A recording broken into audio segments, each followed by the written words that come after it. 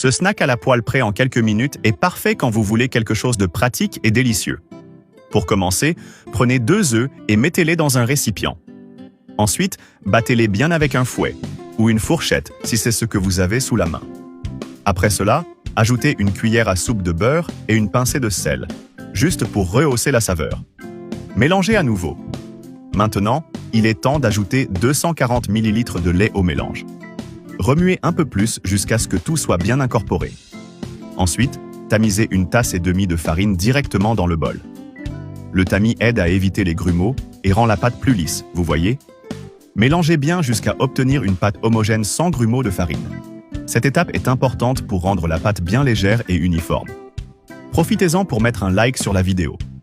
Pour finir la base de la pâte, ajoutez 1 cuillère à café de levure chimique et mélangez une fois de plus.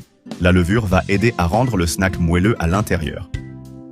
Une fois la pâte prête, graissez une poêle avec un peu de beurre juste pour éviter que ça ne colle, puis versez la moitié de la pâte.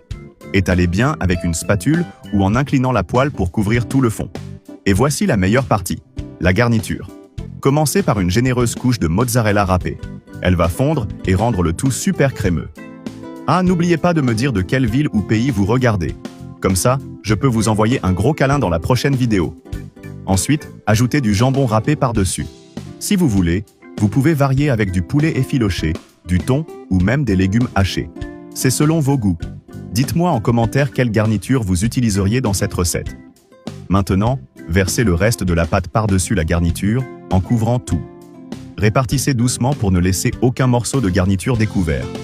Ainsi, chaque tranche aura un maximum de saveur. Pour la touche finale, saupoudrez un peu d'origan par-dessus. En plus d'ajouter une délicieuse odeur, cela rend le plat encore plus joli. Couvrez la poêle, mettez à feu doux et laissez cuire jusqu'à ce que la pâte soit prise et dorée dessous. Si vous voulez que ce soit doré des deux côtés, vous pouvez retourner délicatement, comme une grande crêpe. Mais si vous préférez, laissez simplement cuire d'un seul côté avec un couvercle. C'est déjà parfait. Et voilà, un snack pratique, savoureux et super polyvalent. Idéal pour le petit déjeuner, le goûter ou même un dîner léger. C'est tellement bon qu'on ne dirait pas que ça a été fait aussi rapidement. Vous avez aimé la recette? Alors enregistrez cette vidéo pour la refaire plus tard et partagez-la avec ceux qui aiment aussi les recettes pratiques. À la prochaine!